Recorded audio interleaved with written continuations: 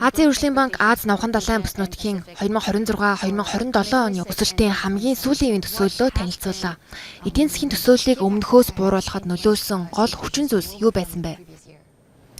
So let me start by saying that Монгол улс болон Аз Навхан далайн хөгжиж буй орнууд 2026 оныг маш хүчтэй эхлүүлсэн гэдгийг хэлмээр байна. from a very strong starting point. 2025 онд Аз Навхан далайн бүс нутгийн эдийн засгийн өсөлт 5.4, Монгол улсынх 6.8% байсан. Тиймээс энэ оныг маш хүчтэй цэгээс эхлүүлсэн гэж хэлж байна. Мэдээж бид 3 дугаар сарын 10-нд ойролт орондын мөргөлдөө харьцангуй хурдан дуусаж эдийн засаг тогтворчно гэж урьдчилсан төсөөллөө гаргасан. Гэхдээ одоо дайны нөхцөл байдал хурдан шийдэгдэх магадлал улам бага харагдаж байна. Тиймээс оны хувьд бидний урьдчилсан төсөөлөлтэй холбоотой маш их тодорхойгүй байдал байгаа. Энэ нь өмнөх жилүүдээс онцгой нөхцөлийг үүсгэж байна. Дайн айл бол хурдан амжсан тохиолдолд Монгол улсын эдийн засаг энэ он 5.7%, эх онд 6% өсөх тооцоод байгаа. Өсөлтийн хурд бага зэрэг сарахч эргээд сэргэнэ гэсэн үг. Эдийн засгийн өсөлтийн гол хөдөлгөгч хүч нь эрдэнэхөөрөө буюу юун төрөнд уулуурхайн салбар хിവэрэ байна. Хэдтээ нүүрс зэс зэрэг таврын эрэлт, мөн Монгол улсын дотоодын эрэлт доктортой байх нь өсөлтөд нөлөөлөх төлөвтэй. 2026 онд зарим салбарын ажилтнуудын цалинг нэмэгдүүлэхээр төлөвлөсөн. Цалингийн өсөлтөөс үүдэлтэй дотоодын эрэлт нэмэгдэх магадaltaй зэргийг харгалзуулсан. Эцэст нь уулуурхайн бус салбарын үйл ажиллагаа идэвхжиж, хотын дэд бүтцийн хөрөнгө оруулалт, эрчим хүчтэй холбоотой хөрөнгө оруулалт нэмэгдэх боломжтой. Мөн энэ онд хөдөө аж ахуйн салбарын өсөлт дунд зэрэг байна гэж тооцоолж байгаа. Өнгөрсөн онд хөдөө аж ахуйн салбар 35% өссөн. Гэхдээ үүнээс өмнөх 2 жилийн үйл маш хатуу байсан тул салбарын суурь үзүүлэлт бага байсныг нь дурдхан зүйтэй. Тэгэхээр энэ онд хөдөө аж ахуйн салбарын өсөлт хэвийн түвшинд хүрч дотоодын нийт бүтээгдэхүүний өсөлтөд ойролцоогоор 1.5% хувь нэмэр оруулна гэж тооцоолж байгаа. But as I was saying, this is subject to very high uncertainty. Гэхдээ түрүүн хэлсэнчлэн тодорхойгүй байдал маш өндөр байна. Ойролт орондын мөргөлдөөн, эдийн засгийн өсөлт, инфляцид хэд хэдэн сөрөг эрсдэл үүсгэж байгааг та бүхэн мэдэж байгаа. Юуны өмнө инфляц эрчимжих эрсдэлтэй. Эрчим хүчний үн аль хэдийнэ өссөн. Цаашдаа хөдөө аж ахуйн гол түүхийд бордооны үн өсөх эрсдэлтэй. Мэдээж, Монгол улс ормон зүйн хоолойгоор дамжуулан бүтээгдэхүүн импортлдоггүй тул нийлүүлэлтийн тасалдал шууд нөлөөлөхгүй.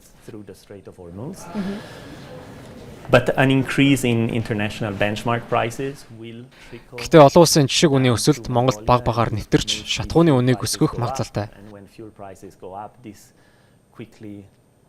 Шатхууны үн ийхүү хурдан өсөх нь хүнсний үн, өргөн хүрээндээ импортын үнийг нэмэгдүүлнэ.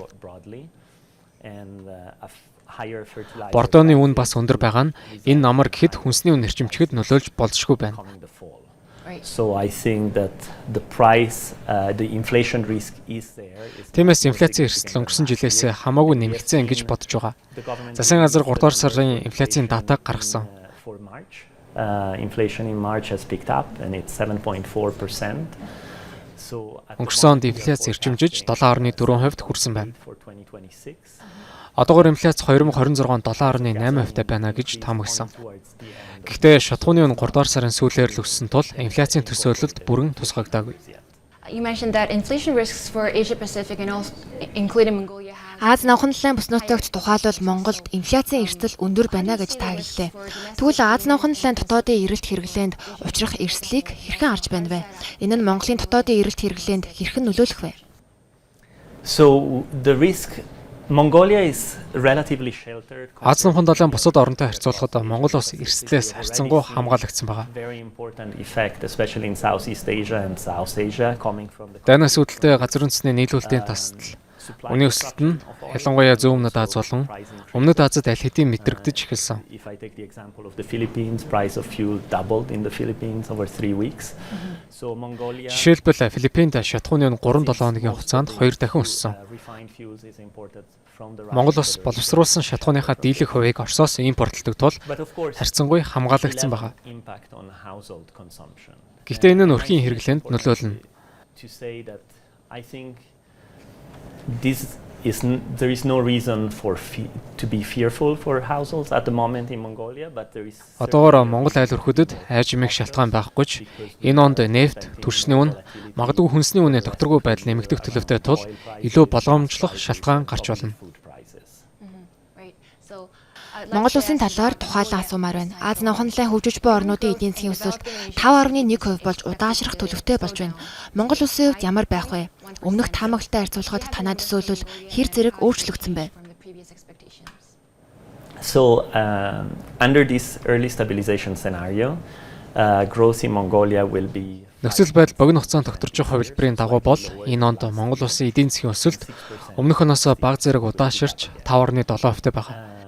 Гэтэ эх онд 6% хүрч эргээд ирчимжнэ гэж тооцоосон.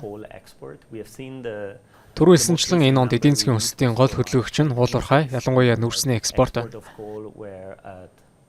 Хамгийн сүүлийн буюу энэ оны 3 дугаар сарын статистикаас харуул нүрсний экспорт өнгөрсөн сард 11.1 сая тоннд авч бүх цагийн дээцэгтээ өрсөн.